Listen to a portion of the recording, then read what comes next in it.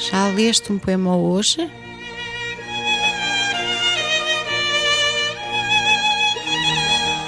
Um programa de Maria do Rosário Freixo.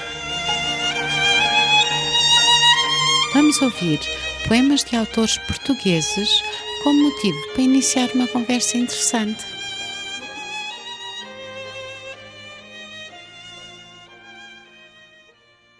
Bom dia, estimados ouvintes.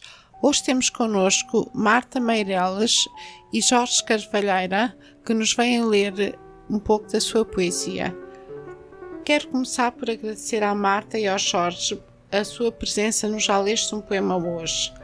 Queria começar esta pequena entrevista por vos pedir para nos dizer onde e quando cresceram. Onde nasceram e quando e onde cresceram. Eu nasci em Lisboa, mas os meus pais viviam em Mafra. Portanto, a minha infância foi em Mafra e depois, entretanto, fomos para Macau e fiquei lá até cerca dos 10 anos e depois voltámos para Mafra, para a minha adolescência, Mafra, e depois Lisboa e por aqui fiquei. Essa experiência em Macau deve ter sido engraçada. Sim. Nunca regressou a Macau?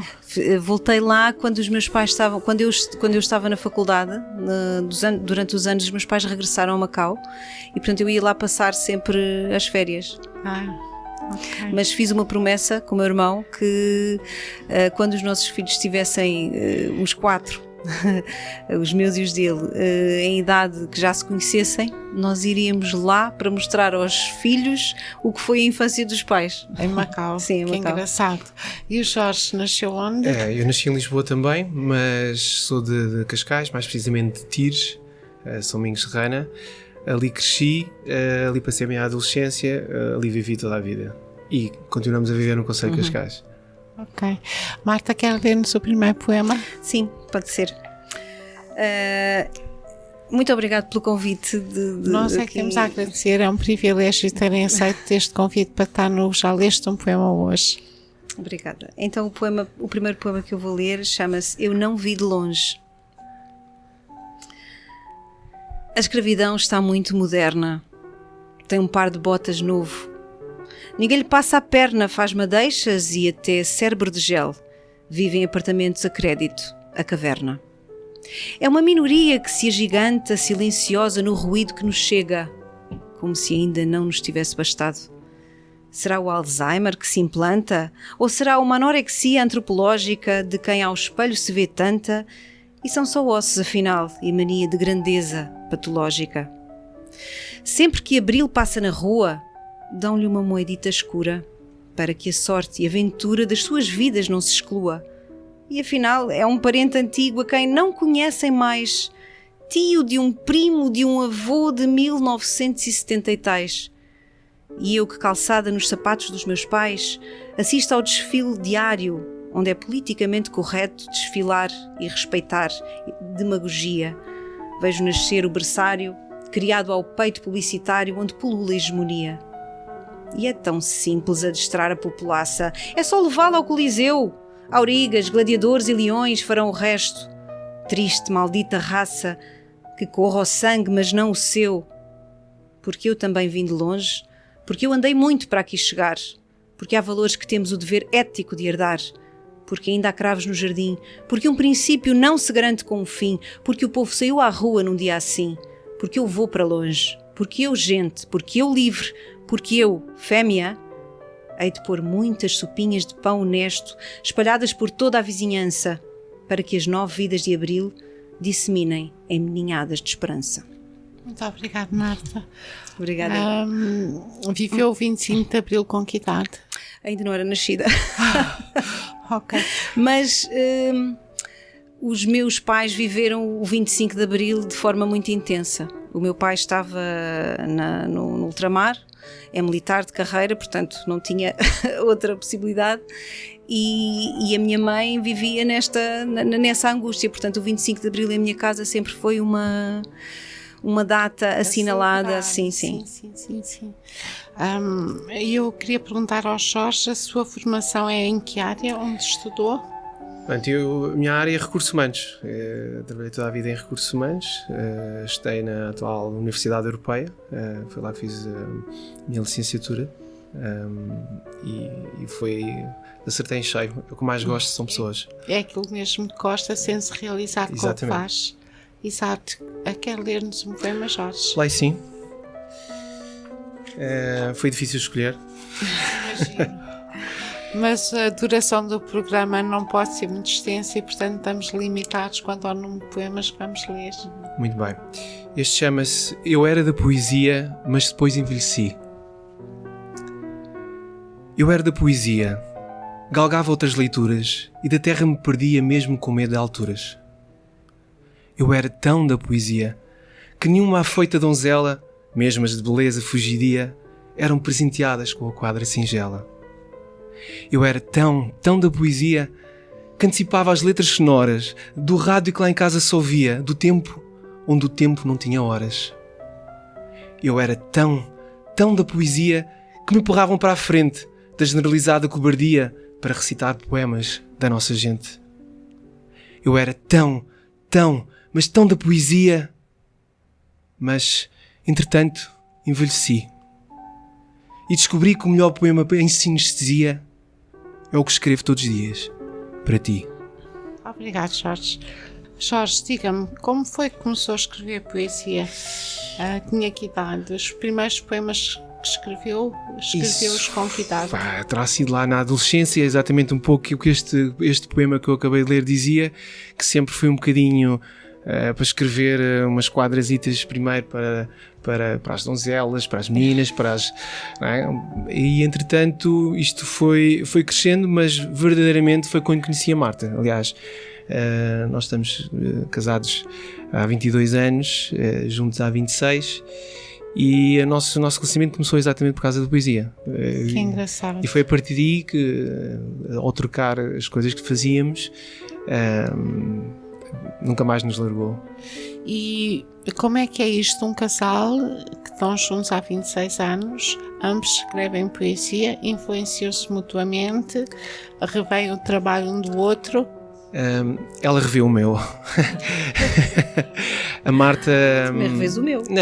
Não. A Marta até pela sua profissão, portanto está dentro da área muito mais do que eu.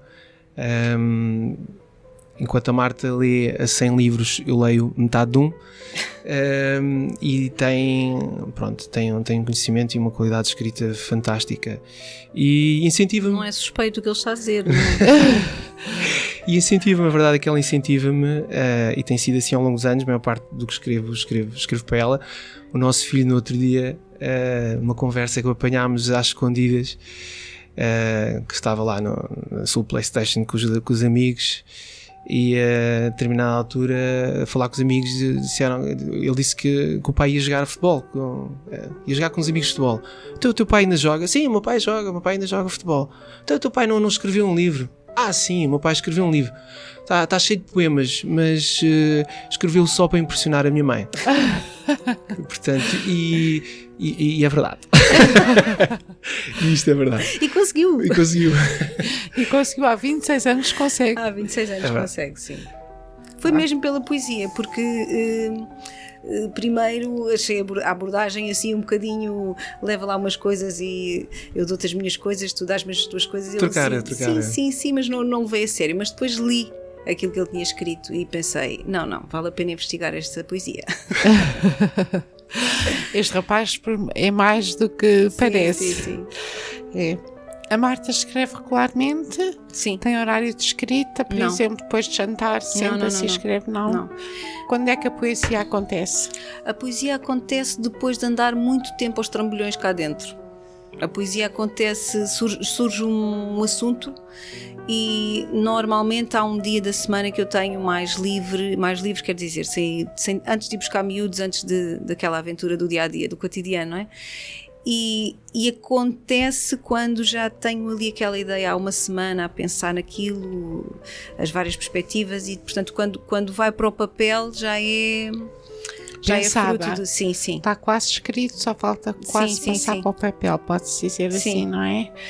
Quer ler-nos o segundo poema? Sim, vou ler agora um mais pequenino, que se chama Eva Daninha. Eva Daninha. Montou a vassoura, colheu a maçã com uma mão e com a outra afagou a serpente. Desceu. Adão. Fruto quente. Abertamente, profundamente. Desobediência.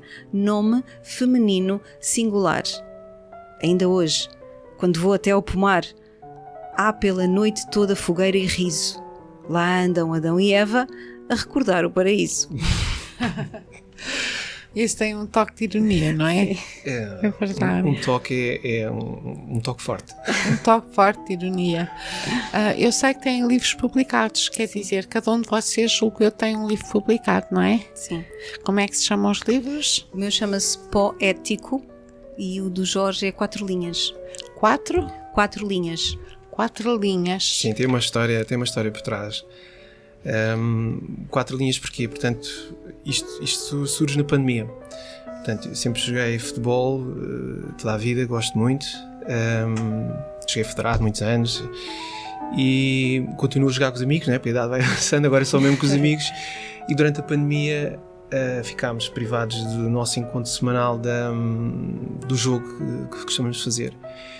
E há um colega meu, até porque estávamos a trocar umas mensagens para o WhatsApp, era por volta do Natal, e eu e a Marta, mais os miúdos lá em casa, fizemos um desejo de bom Natal, de cantar uma música e a tocar a viola, assim, uma brincadeira, só para desejar um bom Natal a todas as pessoas. E há este meu colega, que é o Rui Silva, que diz: eu não sabia que tu sabias tocar a viola. Eu disse: sabia tocar, isso é mais ou menos, eu sei arranhar umas coisas, isso é um elogio. E diz-me: eu sou mais isto, e envia-me uma pintura dele, um desenho feito por ele. Eu, quando vejo o desenho dele, disse-lhe: olha, vamos escrever um livro. Ele: vamos escrever um livro. Disseram: mas porquê? Manda-me lá o teu melhor desenho. Isto tudo por WhatsApp, não podíamos encontrar, fechados, confinados em casa, não é? E ele envia-me um desenho, até da menina do vestido amarelo, envia-me um desenho, e um dia ou dois, inspirado naquele desenho, fiz um soneto. Portanto, o meu livro é tudo sonetos. Escrevi só em sonetos. E enviei-lhe o poema sobre aquele desenho dele. Ele, quando leu o poema, telefonou-me logo e disse: vamos ficar ricos! Claro que já estávamos os dois a rir, não é? Ninguém fica rico, mas claro que vamos ficar melhores pessoas. E daí surgiu vamos fazer um livro, vamos fazer 52 poemas, um por semana, durante esta pandemia. Ele a desenhar e eu a escrever sobre o desenho. Os ritmos depois começaram a ser diferentes. Às vezes era eu que fazia primeiro o desenho e depois era ele que fazia o desenho, e assim nasceu 4 linhas. Porquê 4 linhas? Porque ambos seguimos as 4 linhas do campo de futebol para as 4 linhas da folha de papel. Ele a desenhar, eu a escrever. Foi uma cooperação frutuosa. Foi giro. E também serviu de incentivo aqui para a Marta. Para a Marta, exato. Vocês incentivam-se muito um ao outro, não é? Sim, verdade? porque eu estava sempre a dizer há bastantes anos: tens que editar um livro, tens que publicar um livro. É um crime toda a tua poesia não ser conhecida por outros. Pronto, e eu, com esta pontapé de saída, também criei o bichinho que ela também deveria publicar, e aconteceu este ano. Ok, ainda bem. Qual é a editora, Marta? Cordel de Prata. Que engraçado. Tenho um livro também na Cordel de Prata, mas é um livro para crianças. Já sei que a Marta é uma grande leitora, que o Jorge leu um bocadinho menos. Houve algum poeta que a tivesse influenciado mais? Muitos. Fernando Pessoa é o top. Fernando Pessoa. Acho que Fernando Pessoa foi quem me abriu a cabeça e me abriu a porta à literatura, no secundário ainda. Mas gosto de muitos poetas. Gosto muito de Maria Teresa Horta, gosto de Eugénio de Andrade, gosto de Maria do Rosário Pedreira, de Rita Taborda Duarte, Filipe Leal, muitos. E o Jorge? Eu vou dizer quem me influenciou bastante, e foi a partir daí que comecei a escrever em soneto. Depois de todos os mais conhecidos, quando li Frobela Espanca, todo um novo mundo para mim aconteceu, todo aquele sentimento, toda aquela paixão, aquele amor que ela tinha, funcionou bastante e a partir daí... Agora a Marta já me disse que e já comecei a fazer diferente, não escrever só sonetos porque acha que é um espartilho e realmente é verdade, e agora a poesia torna-se diferente quando é mais solta, é assim. Jorge, quer ler-nos o último poema? Pronto, e porque já falei de futebol, tinha que ter aqui mais ou menos de futebol. Chama-se Fintas. Já te disse hoje que me fazes falta? Não disse? Vou-te então dizer. Fazes-me falta. Estás a ver? Cada vez que entras a pé juntos, esborracho-me no relevado da vida. Fico prostrado, de força perdida, esperando algum apoio vindo do banco. Quis o destino não te dar o vermelho, e os continhos amarelos só te dão o espelho em que te vês sempre equipada de branco. Sei que não gostas de fintas, mas faço-as só para me exibir exclusivamente para ti. Na bancada podem gritar por mim, mas eu estarei sempre nas tintas, porque o meu foco está na linha de fundo, ganhar a profundidade e cruzar juras de amor, para o coração da área onde o calor da emoção toca ao microsegundo. Fazes-me falta. Mas o que seria de mim se não participasses neste jogo comigo? Talvez nos cruzássemos nos treinos sem perigo, sem bola, sem relva, sem jardim, sem prosa, sem letras, sem vida. O cansaço tenta-me a pedir a substituição, mas os adeptos que amam a partida pedem sempre o remate certeiro ao coração. Este foi o programa Já Leste um Poema Hoje, em que foram lidos poemas de Marta Meireles e Jorge Carvalheira.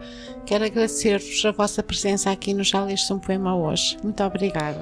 Obrigado nós. Obrigado. Se por acaso tem poemas inéditos na sua gaveta e deseja vir lê-los ao Já Leste um Poema Hoje, por favor envie um e-mail para radiobelém@jf-belém.pt. E assim me despeço. Até para a semana. Fiquem a ouvir a Rádio Freguesia de Belém. Eu sou a Maria do Rosário Freixo e deixo-vos com a pergunta: já leram um poema hoje?